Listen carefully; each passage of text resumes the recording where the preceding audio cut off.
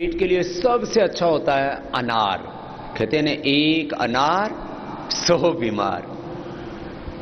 आप लोगों का भी कभी कभी पेट बहुत डिस्टर्ब हो जाता है। कभी कभी आप दिन रात यात्रा करते हैं, खाने पीने उठने जागने सोने का कोई ठिकाना नहीं होता है, तो पेट डिस्टर्ब हो जाता है। तो पेट खराब हो तो उसके लिए एक तो ये मैंने यहाँ पॉइंट बताया, एक ये पॉइंट है। देखो ये पॉइंट है ना, ये अब इसमें कोई उल्टा लेट जाता, दूसरा उसको ऐसे पंजे से दबा देता है। पहले ऐसे किया करते थे बड़े बुजुर्ग, जब दिन भर खेत में काम करके और शाम को आया करते थे तो बच्चे उनके पैर दबा दिया करते थे ऐसे। और इससे एकदम एनर्जी आ जाती है, ताजगी आ जाती है, थकान दूर हो जाती है और पेट बहुत अच्छा हो जाता है। जिनके नड़े भर जाते हैं, है ना, जैसे आप लोग कई बार बहुत कठिन एक्सरसाइज करते हो, बहुत ज़्यादा कूदते फांदते हो, तो उससे पेट गड़बड़ हो जाता है। तो ये पेट की गड़बड़ी के लिए बहुत अच्छा है ये पिंडलियां दबाना। अभी जैसे आप ऐसे दबा के देखिए, ऐसे दबाने से ही ना एकदम रिलैक्स हो जाते हैं। ऐसे दबा के देखिए। अब कोई जरूरी थोड़ी है कोई दूसरा ही सेवा कर रहेगा, अपनी सेवा अपने आप कर लिया करो।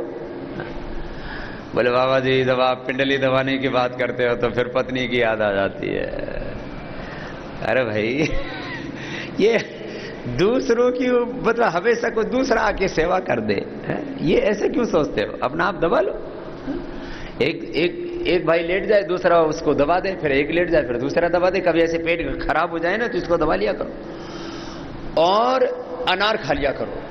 अनार से बढ़िया पेट के लिए कुछ भी नहीं है। गैस, एसिडिटी, इंडाइजेशन, कोलाइटिस, पेट की बदहजमी की कोई भी समस्या हो, अनार तो बहुत जबरदस्त होता है। मैंने हजारों लोगों पर प्रयोग किया और मैंने खुद भी देखा। मैंने तो करीब 20 लाख किलोमीटर की यात्रा की है और जब भी मैंने देखा कि यात्रा के दौरान कुछ भी खाने पीने से कुछ भी पेट में जरा सी कुछ गड़बड़ भी, अनार खा लो तो ना ठीक। अनार, बेल और छाछ, ये 3 चीजें पेट के लिए सबसे अच्छी होती हैं। जिनको ये कोलाइटिस आदि रहता है उनको दूध नहीं पीना चाहिए। घी, दूध और मीठा, ये तीनों दुश्मन हैं कोलाइटिस की। आंव संग्रहणी, बार बार शौच जाना, पेट में चिकना पदार्थ लैट्रिन के साथ बाहर निकलता है ना, ये बड़ा खतरनाक होता है। उसके लिए, कोलाइटिस के लिए छाछ, बेल और अनार, ये 3 औषधियां। जिनको कब्ज रहता है, एक ही दिन में कब्ज ठीक हो जाता है, एक दिन में ही, बिना किसी दवा के। क्या करो? खाना ना ज्यादा खाओ ना कम खाने से भी कब्ज होता है, ज्यादा खाने से भी कब्ज होता है। और तीसरा काम एक और शुरू कर दो, खाना चबा चबा के खाओ। आपको जो मिल रहा है, आपको सूखे चने मिल रहे हैं तो वो भी चना कम से कम 1 ग्रास को 32 बार चबाना चाहिए। औसत मैंने देखा है लोग 4 से 8 बार चबाते हैं। एक बार इधर से मारा, एक बार इधर से, और गप अंदर। ये मामला है ना, इससे बचो। हलवा तो मैंने देखा लोग कुछ तो बस ऐसे मुंह में लिया और दांत तो लगाते नहीं, बस मुंह में थोड़ा ऐसे उसका पपोला और अंदर ऐसा खाते हैं। ऐसे नहीं, हलवे को भी करीब ऐसे आधा मिनट तक मुंह में रखना चाहिए और उसको खूब आनंद लो उसका। कुछ लोग ज्यादा खाते हैं, हलवा खा जाएंगे थाली भर के, रसगुल्ले रगड़ जाएंगे 20-25, जलेबी जब हाथ लग गई तो फिर जलेबी की तरह खुद भी टेढ़े मेढ़े हो जाते हैं। और फिर 1 2 3 4 गिनती कुछ तो बोलो भाई, गिननी बंद, अब तो चलने दो। लेकिन भाई ये क्यों करते हो ये काम? याद रखो, जो चीज बहुत स्वादिष्ट लगती हो ना, उसको थोड़ी देर मुंह में रख लो। जैसे आपको रसगुल्ला बहुत अच्छा लगता है, गुलाब जामुन बहुत अच्छे लगती है, हलवा बहुत अच्छा लगता है, या गोलगप्पा, कुछ भी आपको अच्छा लगता है, समोसा, तो उसको मुंह में डाल के, और देखो स्वाद तो यहीं आता है। घाटी से जो भी नीचे उतरा वो माटी हो गया। जो भी घाटी से नीचे उतरता है, यहां से यहां आता है, यहां से यहां आता है, और यहां से फिर कहां जाता है सबको पता है। तो भैया स्वाद तो यहां है। ये 2 इंच की जीभ के चक्कर में 6 फीट के इस शरीर को और जिंदगी को खराब मत किया करो।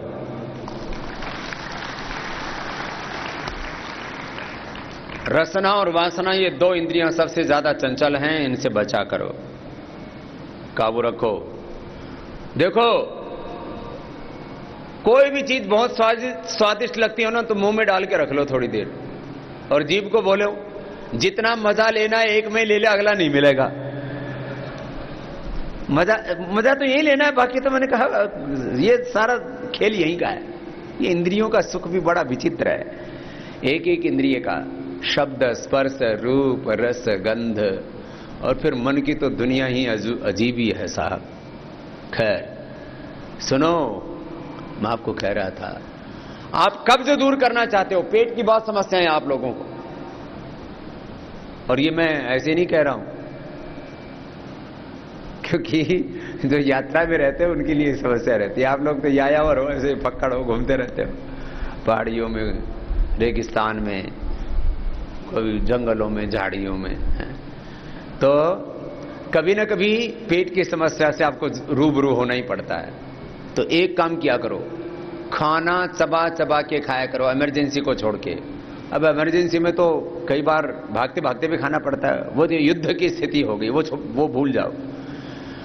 बाकी खाना खाने में कम से कम आधा घंटा समय लगता है, और कुछ तो 5 ही मिनट में खा पी के बराबर कर देते हैं, थाली चाट के धर देते हैं।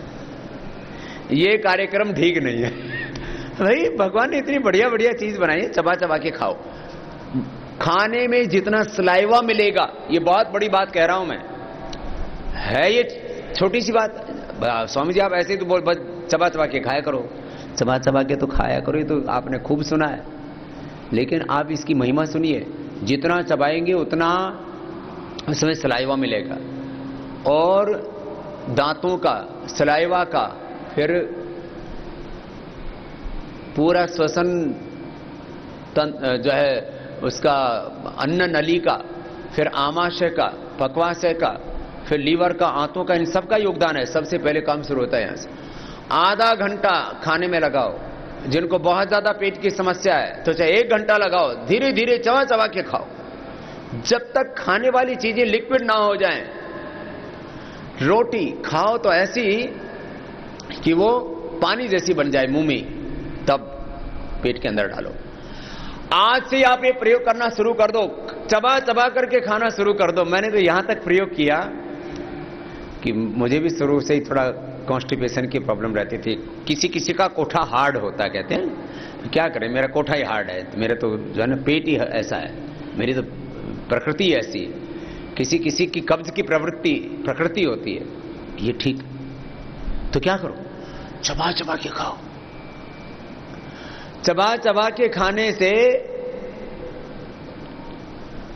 पहले ही दिन रिजल्ट मिल जाता है, पेट की समस्या खत्म, खाली चबा के खाने से। कोई दवाई करने की जरूरत नहीं है, बाकी दवाइयां उसके बाद की बात है। और यदि आपने चबा चबा के खाना नहीं खाया और पेट की आपको बीमारी है, चाहे आप स्वर्ण भस्म खा लो, चाहे लाखों रुपए की दवा खा लो, करोड़ों रुपए की दवा खा लो।